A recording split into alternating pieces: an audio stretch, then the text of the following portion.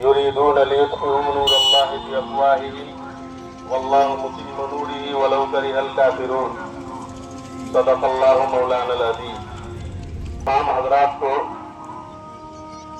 عید الاضحیٰ کی مبارکباد۔ میں نے آپ کے سامنے قرآن پاک کی ایک آیت پڑھی جس کا تعلق آج کی مناسبت سے نہیں ہے، لیکن جو حالات ہیں، جس دور سے ملت اسلامیہ ہند گزر رہی ہے، جس چیز کا بار بار فیوچر اور مستقبل کے لحاظ سے لوگوں کے ذہن میں خدشات آتے رہتے ہیں، میں آپ حضرات کو اس بات سے مطمئن کرنا چاہتا ہوں کہ آپ بالکل مطمئن رہیے۔ اللہ تعالیٰ نے قرآن پاک کے اندر آپ سے یہ بات کہی ہے جس کا ترجمہ کسی شاعر نے اس شعر میں کیا ہے کہ پھوکوں سے یہ چراغ بجھایا نہ جائے گا۔ آپ دیکھ رہے ہیں دنیا بھر میں اسلام دشمن طاقتیں یہ چاہتی ہیں کہ یہ دین ختم ہو جائے، مسلمان مٹ جائیں، قرآن ختم ہو جائے، رسول اللہ صلی اللہ علیہ وسلم کی جو زندگی کا نمونہ ان کے سامنے ہے اس کو مسخ کر دیا جائے، اس کی صورت بدل دی جائے۔ لیکن آپ اپنے ذہن میں اس بات کو بیٹھا لیجئے کہ ایسا کبھی نہیں ہوگا۔ یہ جب بھی ہوگا ہماری بدعمالیوں کی وجہ سے ہوگا۔ کوئی بھی طاقت، کوئی بھی قوت کتنی بھی زور و شور کے ساتھ آندھی طوفان بن کر کے بھی اگر ٹوٹ پڑے، اگر ہم عمل کے اعتبار سے، اجتماعیت کے اعتبار سے اور جو دین مذہب ہمارا ہے اس کے اصول پر اگر ہم چلتے رہے تو کوئی طاقت، کوئی قوت آپ کا کچھ نہیں بگاڑ سکتی۔ لیکن عمل کے اعتبار سے اگر ہم جو آج کل ہمارے حالات ہیں سماج کے، معاشرے کے، اجتماعی طور پر مسلمانوں کے، یہی حالات ہم کو کھا جائے گا، یہی انتشار ہم کو برباد کر دے گا، یہی منافقانہ کردار اور بغلا پن جو ہمارے سماج میں، ہمارے محلے میں، ہمارے گھروں میں ہے، یہ ہماری کشتی کو ڈبا دے گا۔ میرے بھائیوں، بزرگوں، دوستوں، اس لیے اس کو ختم کرنے کی ضرورت ہے۔ قرآن پاک میں کہا گیا ہے کہ اللہ کی رسی کو مضبوطی کے ساتھ پکڑو اور آپس میں منتشر مت ہو، تفرقہ بازی مت کرو۔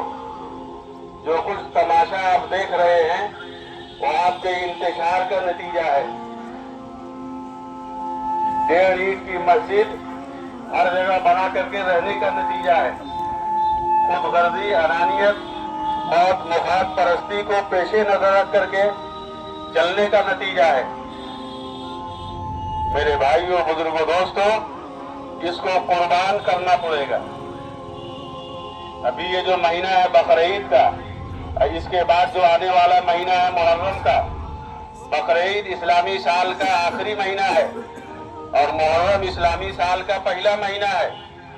ان دونوں مہینوں میں ایک عظیم قربانی کی تاریخ مسلمانوں کے سامنے ہے، اور انہی دونوں قربانیوں کے نتیجے میں دنیا بھر کے مسلمانوں کو حوصلہ اور ہمت ملتا ہے اپنے دین پر جمنے کا اور دنیا میں ڈٹے رہنے کا۔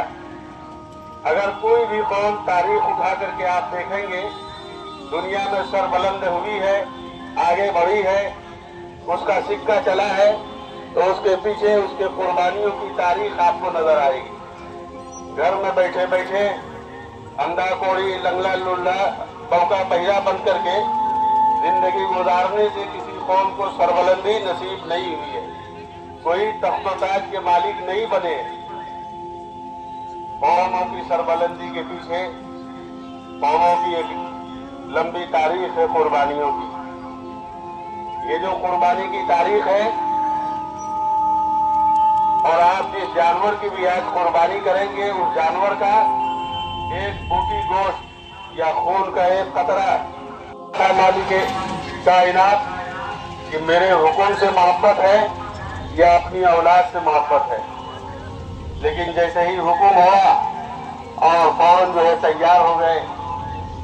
اپنے اس لاڈلے لخت جگر کی تربیت بھی ایسی فرمائی تھی، اس کو بھی بتایا اور وہ بھی تیار ہو گیا.